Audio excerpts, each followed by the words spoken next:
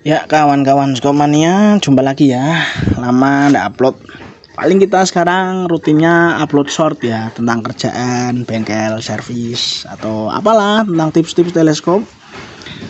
Kita memang sekarang agak pending ya, pending video review karena kita menyadari semakin kesini tele Cina makin kesana makin kesini ya.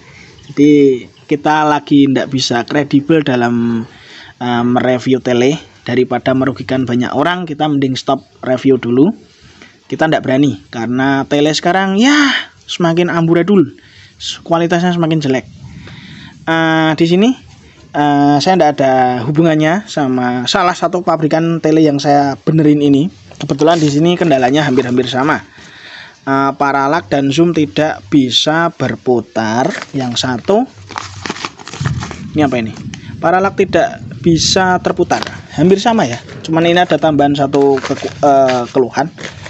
Nah, saya di sini cuman akan membahas tentang apakah di sini itu ada nitrogennya. Nah, pertanyaan yang banyak sekali muncul itu setelah ke bengkel kita itu gini, apakah setelah diservis akan diisi lagi nitrogen ya? Kita selalu jawab kita tidak isi nitrogen karena memang di dalam ini tidak mengandung nitrogen. Sebenarnya kalau saya jelaskan beserta fakta-fakta dan bukti-bukti serta dokumen-dokumen dari pabrikan-pabrikan ya di luar negeri, terutama di Amerika sama Eropa, ya promosi di dalam tele itu ada nitrogen akan semua terpatahkan karena tele Cina itu ya seperti itu, promosinya ya mereka cuma ikut-ikutan gitu. Mereka cuma yang penting bikin jual, udah deh. Udah urusan mau nanti pelanggan mau jungkir jembalikan atau apa itu bukan urusan pabrik, yang penting mereka bikin dan jual. Beda dengan teleskop Amerika atau Eropa yang memang menjunjung tinggi konsumen gitu loh. Nah, di sini kenapa saya bisa bilang tidak ada nitronya? Karena tugas nitro itu saya jelaskan secara detail singkat aja ya. Karena video ini memang saya bikin tidak lebih dari 4 menitan. Saya bikin pendek aja lah. Di sini itu ada dua tele yang identik. Sangat identik, Markul semua ya. Markul FFP 62450 SF. Identik ya, identik. Tapi di sini yang satu ada port nitro, yang satu tidak ada. Ya, ini gimana ini? Guyon ini ya.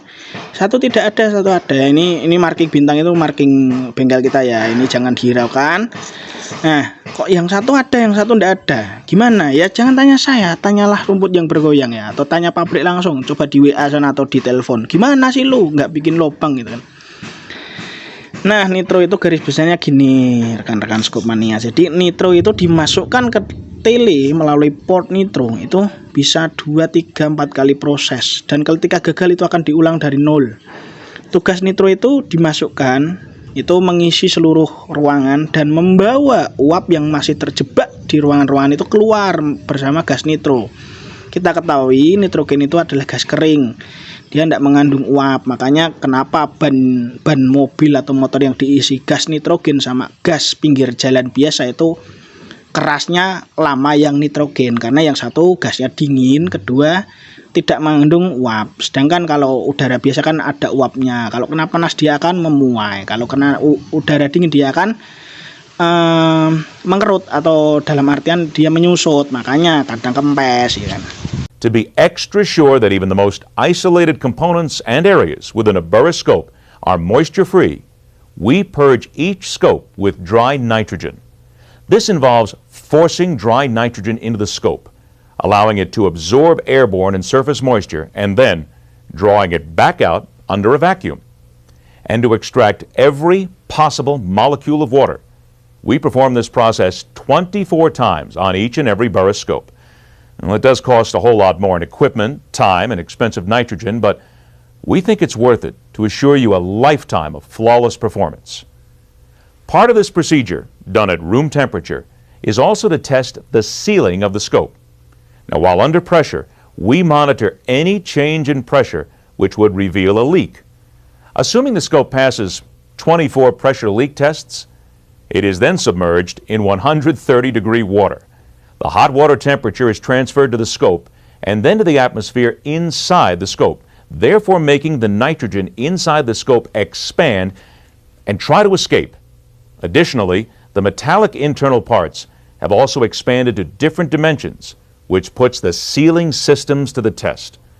The lack of any bubbles indicates a successfully sealed rifle scope. Now, as the scope is removed from the water, it is inspected for any internal moisture or condensation. A sampling of each day's production is subjected to our punishing recoil machine. Using a triaxial accelerometer to measure and duplicate the recoil pulse acceleration and duration, the Burris Punisher impact machine has been calibrated to replicate a .375 Weatherby Magnum, shooting 300 grain bullets. This combination generates roughly a combined 700 G-forces. Burris scopes must be able to withstand hours of punishment at 600 cycles per hour. Scopes then go to a second recoil and vibration simulator.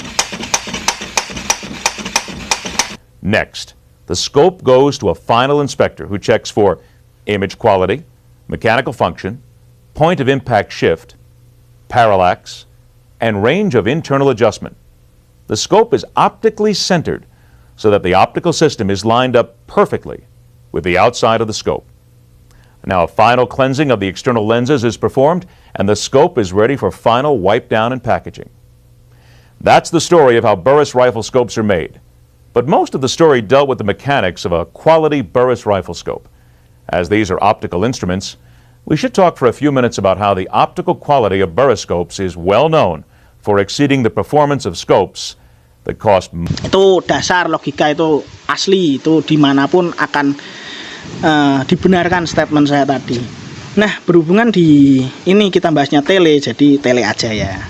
Jadi tugas nitro itu tadi, yaitu tadi untuk membawa ini keluar. Sedangkan di dalam itu Pak, di dalam itu harusnya vakum atau ruang hampa.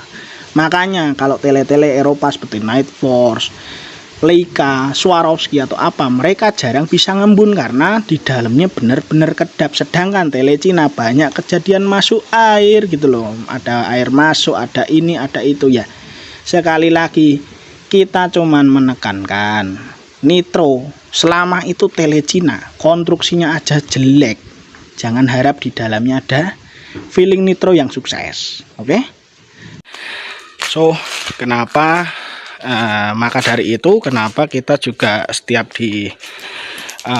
tanyain isi nitrogen lagi atau enggak gitu, kita nggak pernah jawab gitu loh.